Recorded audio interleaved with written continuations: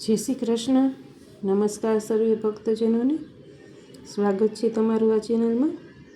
આજે પુરુષોત્તમ મહિનાનો 13મો દિવસ છે. આજના દિવસની કથાનું નામ છે મા બાપની સેવાની કથા.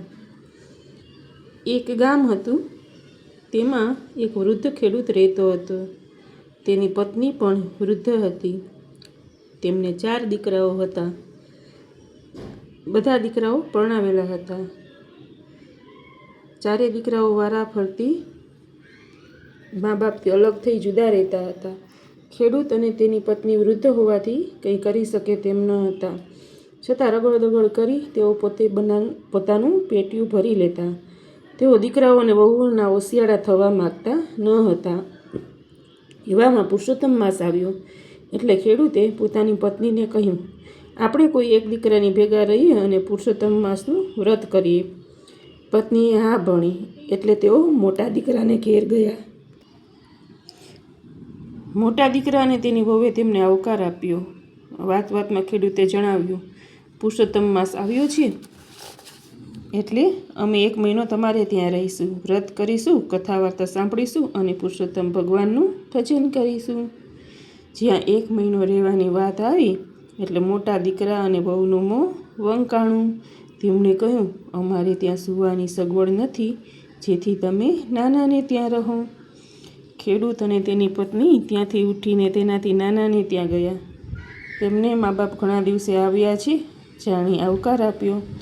જ્યારે 1 મહિનો રહેવાની વાત આવી એટલે તેમણે ગલાતલ્લા કરી તેનાથી નાનાને ત્યાં રહેવા જણાવ્યું. મા બાપ તો 3જા દીકરાને ત્યાં ગયા. ત્યાં પણ તેવી જ પરિસ્થિતિ થઈ.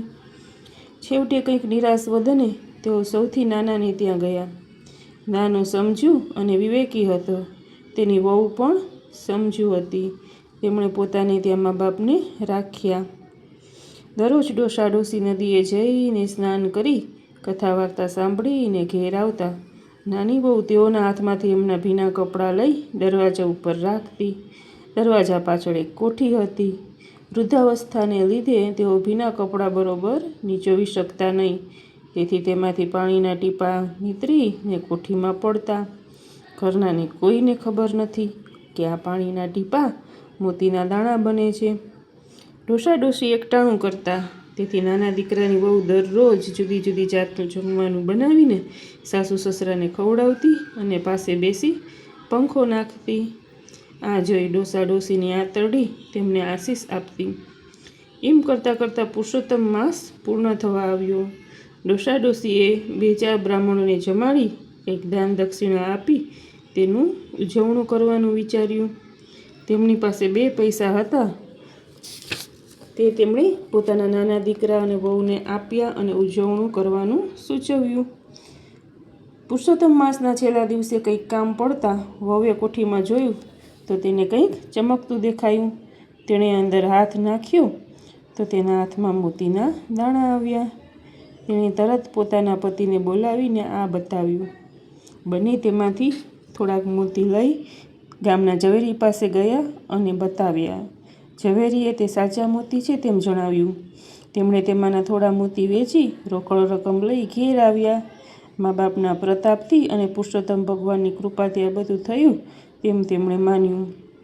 તેમણે પોતાના મા બાપને આ વાત કરી. બધા રાજી થયા.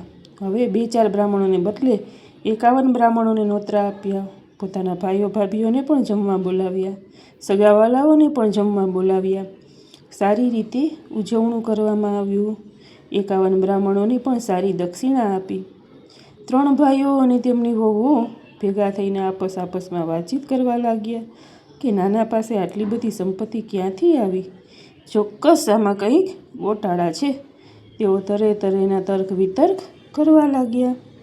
સૌથી મોટાની વહુએ ધીમે રહીને નાનાની વહુને પૂછ્યું, આ તમે ઉજવણું તો ભારે ધામધૂમથી કર્યું, પણ તેના પૈસા આવ્યા ક્યાંથી? નાની વહુએ એ બધી વિગતવાર વાત કહી. આથી 3 મોટી વહુઓને પસ્તાવો થયો. તેમણે નક્કી કર્યું કે હવે પછી પુરુષોત્તમ માસ આવે ત્યારે મા બાપુને અમારે ત્યાં રાખીશું. 3 વહુઓ પુરુષોત્તમ માસની વાટ જોવા લાગી. પાછો પુરુષોત્તમ માસ આવી પહોંચ્યો. 3 વહુઓ સાસુ સસરાને રાખવા લડવા લાગી. છેવટે બધાએ મળીને નક્કી કર્યું કે સૌથી મોટો દીકરો મા બાપને રાખે અને છેવટે જે મોતી મળે તેમાં ત્રણેયને ભાગ રહે તેમ ગોઠવ્યું. મોટા દીકરાની વહુએ પુરુષોત્તમ માસના પહેલા દિવસે જ મા બાપને કહી દીધું, તમે નદીએ સ્નાન કરીને આવો એટલે તમારા ભીના કપડાં અમને આપી દેજો, તેને બહુ નીચોવશો નહીં. મા બાપ બિચારા બહુ જેમ કહે તેમ કરવા તૈયાર હતા. હવે દિવસો વીતવા લાગ્યા. વહુ લાલચની મારી મા બાપને સાચવવાનો ડોળ કરતી હતી. તેને તો મોતીના જ સ્વપ્નો આવ્યા કરતા હતા. છેવટે પુરુષોત્તમ માસ પૂરો થયો. ત્રણેય દીકરા અને વહુઓએ મળી ઉજવણું કરવાનું ગોઠવ્યું. તેમણે તો આખા ગામને જમવાનું આમંત્રણ આપ્યું. ઉજવણું થયું, ગામને જમાડ્યું અને બ્રાહ્મણોને સારી દક્ષિણા આપી.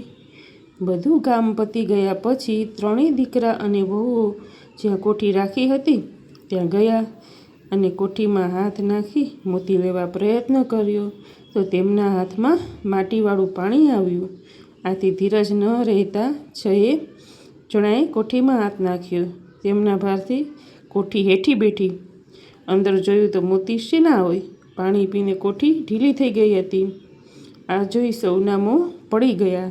દીકરાઓ અને દીકરાની વહુઓ ડોસા ડોસી ઉપર ખીજાયા અને કહેવા લાગ્યા, તમે નાનાને ત્યાં સરખી રીતે પુરુષોત્તમ માસ નાહ્યા હશો અને અમારે ત્યાં કપટથી નાહ્યા હશો, નહીં તો આમ બને નહીં.